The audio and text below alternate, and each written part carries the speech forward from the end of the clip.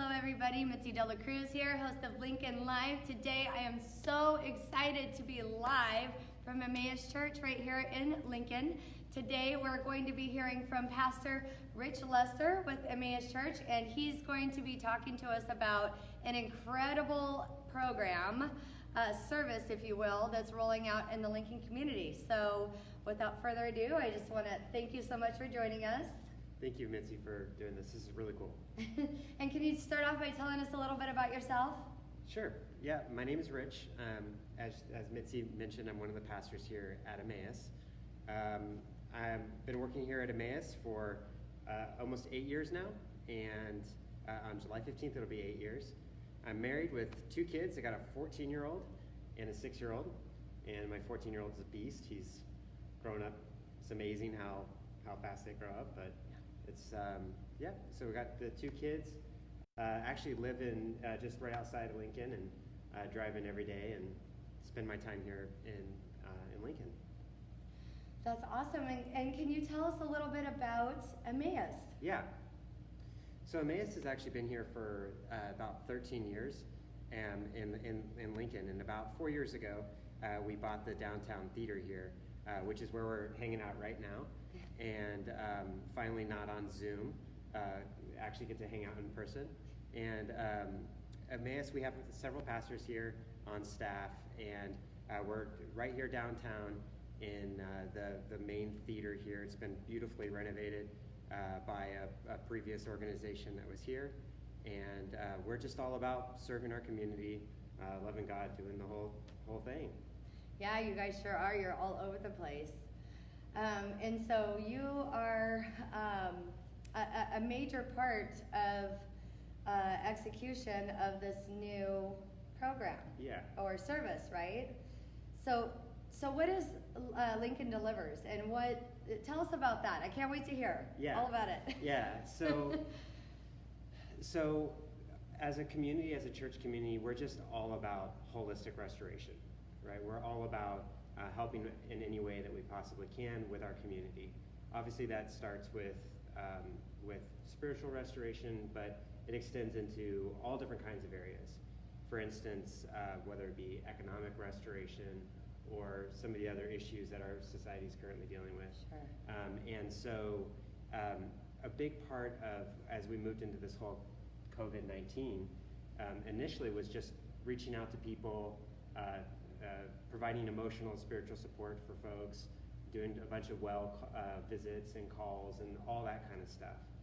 But now, as things have started to shift, and our church community has been so incredibly generous throughout this whole COVID-19 situation, that we decided that we really wanted to be a part of economic development and restoration here in Lincoln.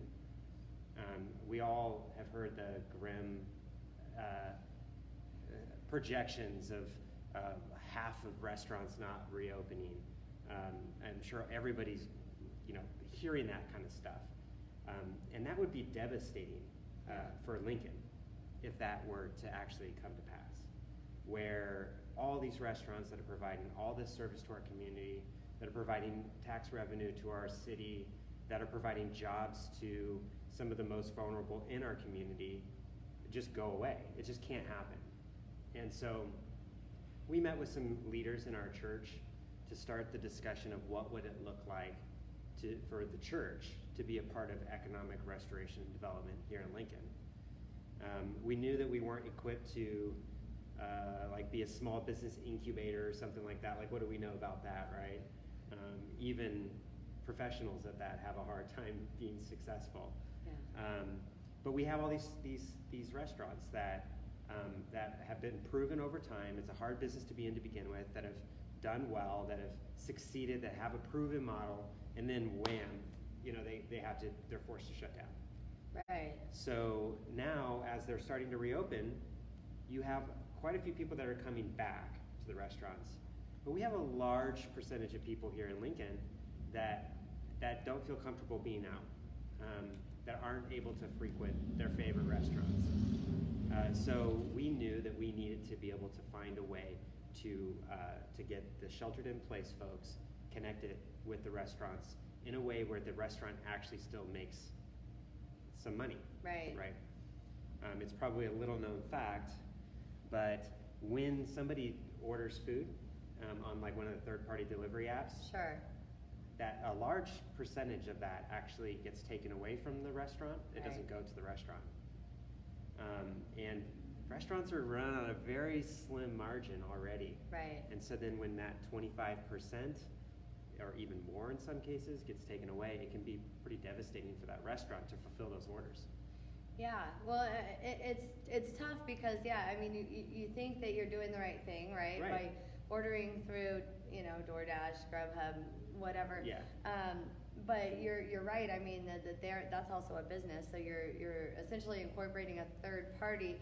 But so for the businesses that don't necessarily want to be part of that model, then they have the two decisions. Either they can continue to try to serve a much smaller portion of clients or Right, customers, right. or they can kind of Right. jump on the bandwagon and give away all their profit, right? So Yeah, exactly. Or and to be fair, there's another way, Uh-huh. which is for them to hire in-house delivery Sure. folks. And there's several restaurants in our community that are doing a great job at that. But that's actually where we started. That's where we thought is Yeah. that what if we supported some of these restaurants to be able to hire their own third party or like their own in-house delivery folks, and like paid the salary or whatever in order for them to be able to do that. So that was where we started. But after talking to a couple of restaurants, we realized that presents a lot of logistical challenges for them. right. Like ordering system, insurance issues with drivers, Right. a whole new process of order fulfillment, order taking, that a lot of restaurants weren't able to get started and going right away. Right. So then we kind of came to this other idea in partnership with the Lincoln Strong Task Force, which is made up of a lot of beautiful people. Right.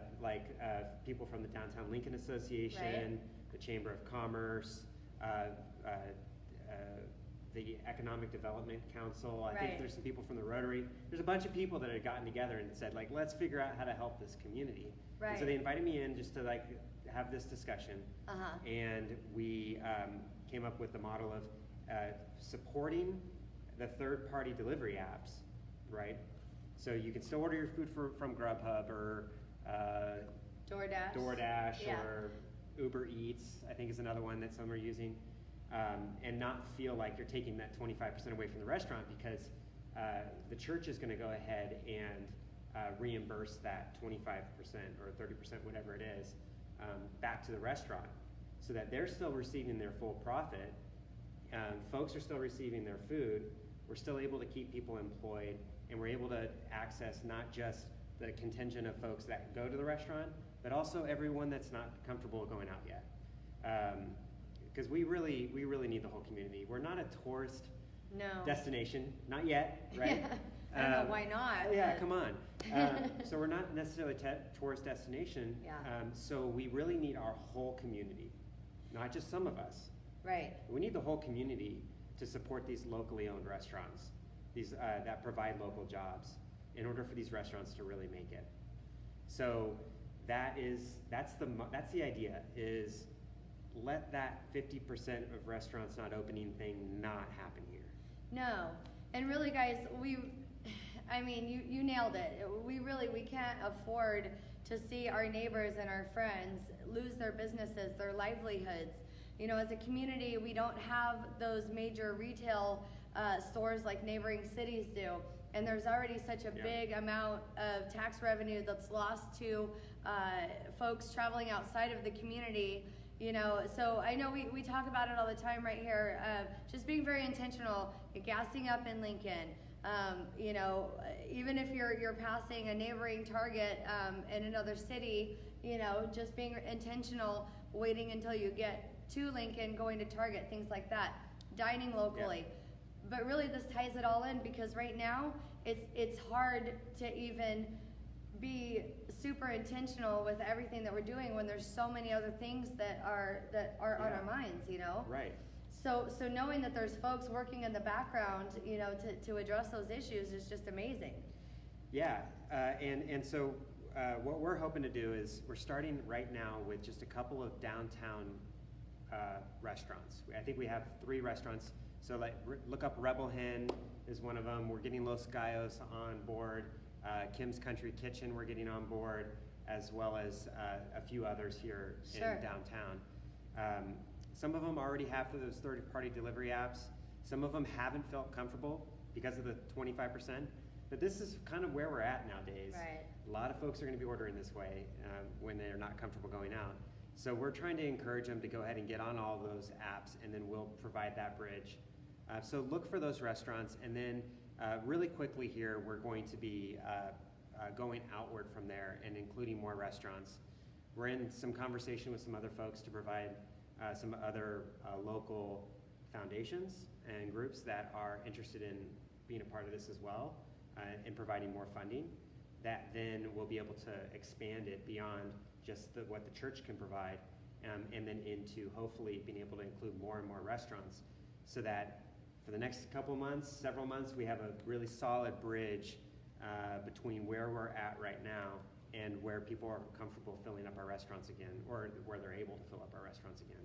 Right. And so, we gotta shop local, we gotta eat local, gotta buy local, and this is the way that I think that we can, at least in a small part, contribute to making that happen.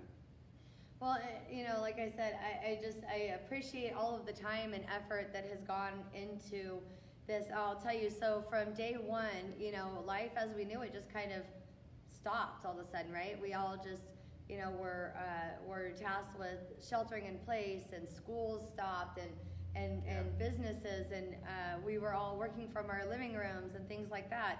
You guys have heard my crazy kids running around my house on Lincoln Live, because we were doing that via Zoom for a while. But there were a group of folks that just sprung into action. There was no dead time in between. Let's figure out how to kind of move and continue to keep our local economy working. Like, huge shout out to Tom and Drury, the chamber president. Yeah. Huge shout out to the Downtown Lincoln Association, Pam Lopez, and the rest of the association, and everyone that's just really gone above and beyond. Local citizens, Jason Price has been instrumental. Emmaus Church just spent hours and hours. Our local council folks, and I know Holly Archuetas, she's been everywhere. I mean, I could keep going. The point is, and I'll forget some people. So, but the point is, we are in such an incredible community. There have been countless hours that have been spent on just figuring out how we can do something like this, and when it all comes together in collaboration, it's just such a beautiful thing. Yeah. So this is live. This is rolling out. This is happening now. Yeah, this is happening now. In fact, those couple of restaurants that I mentioned, they're already, signed up, for lack of a better term. Yeah. And we'll be distributing things to them here in the next couple of weeks. And so it's live. And if you're a restaurant and you're interested in it as well, you'll start seeing some social media posts out there, and we have a contact information on there and how to get a hold of us. As I mentioned, we will be expanding this program just to be able to help folks. One of the things I love about it is that it's not just straight handout. Right. Right. It's not cash for nothing. These folks are working hard. Right. They're making food. They're delivering a valuable service to you and to our community. And so this just helps them to continue to be able to do it, and they actually can capture the profit that they are generating. Right. So the other thing that we're doing is we're making sure that they are locally owned businesses, at least initially. Mm-hmm. So locally owned businesses that were doing well before COVID-19, and then this is just a bridge. This is just a gap in order to get them going. So yeah. That's about the program. It's really not too complicated, actually. That's kind of the beauty of it, is that it's rather simplistic, but we're just hoping to be able to help in any way we can. Well, you know how this works. I could dominate the conversation all day, but but let's actually open it up to our audience. I'm sure we've got lots of questions, lots of comments.